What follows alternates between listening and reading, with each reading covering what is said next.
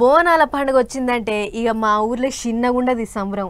4-5 ఊర్లకు ఒకటే ఎల్లమ్మ గుడి ఉన్నది. అది కూడా మా ఊర్లోనే ఉన్నది. పట్టవాసం గారు పబ్లిక్ పోయినసారి ఆఫీస్కు సెలవు దొరకక పోలేదు, కానీ ఈసారి ఎట్లనన్నా పోయి రావాలి. అయితే ఏ ఊర్లో ఎంత పెద్దగా జరిగినా హైదరాబాద్లో జరిగినంత ఘనంగా బోనాల పండుగ ఇంకెక్కడా జరగదు. బోనాల పండుగ వచ్చిందంటే పట్నంలో ఉన్న వాడలు బస్తీలన్నీ కలకలలాడుతుంటాయి. ఇక శురువైంది బోనాల సంబరం.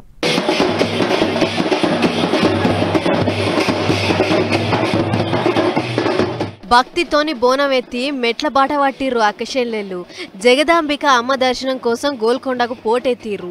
నెత్తి మీద బోనంతోని చూడసక్కగా కట్టు బొట్టుతోని అక్కచెల్లెళ్ళంతా అమ్మవారి రూపంలోనే కనిపించిర్రు. కోట మొత్తం భక్తులతోని కలకలలాడింది. పోయినసారి లెక్కనే ఈసారి కూడా సర్కారోళ్ళు గట్టినే ఏర్పాట్లు చేసిర్రు.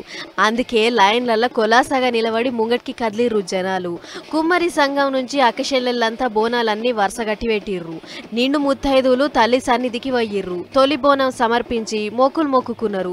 ఓ దిక్కు శివసత్తుల ఆటలు, ఇంకో దిక్కు పోతరాజుల ఆటలు జోరుగా నడిచినాయి. ఇక అమ్మకు వడి బియ్యం పోసేటోళ్ళు పోసిర్రు. పసుపు బియ్యం కలిపి కుడికెలు రాయిక బట్టలు పెట్టి ఇంటి ఆడబడుసు తీరుగా తల్లికి ఒడి నింపిర్రు. ఇక ఎక్కడ చీమ చిట్టుకు మనకుండా పోలీసోళ్ళు కూడా గట్టి బందోబస్తే పెట్టిర్రు. షీ టీమ్స్ ని రంగంలకు దించిర్రు. దూపగొన్న పబ్లిక్ కోసం నీళ్ల సవలతి పెట్టిర్రు. పోయినసారి కంటే ఈసారి ఏర్పాట్లు గట్టినే చేసిర్రు.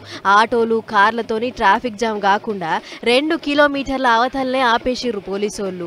ఇక మంత్రులు పొన్నం సారు, సురేఖక్క, స్పీకర్ సారు అంతా కలిసి సర్కారోళ్ళ తరఫుకెంచి తల్లికి పట్టుబట్టలు సమర్పించిర్రు. ఇంతమంది లీడర్లు కూడా దర్శనం చేసుకుని దీవెనార్తులు తీసుకుర్రు.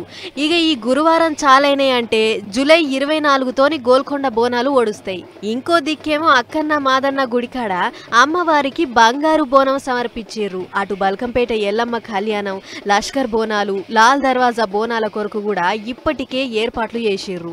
పోయినేడి కంటే ఈసారి ఇగింత ధూమ్ధాం అవుతున్నది బోనాల పండుగ. మరి ఆ అమ్మలగన్న అమ్మ చల్లని సూపు చూసి వానాకాలంలో అడ్డమైన రోగాల బాధను తప్పియాలని, అందరికీ మంచి జరగాలని కోరుకుందాం మనం కూడా.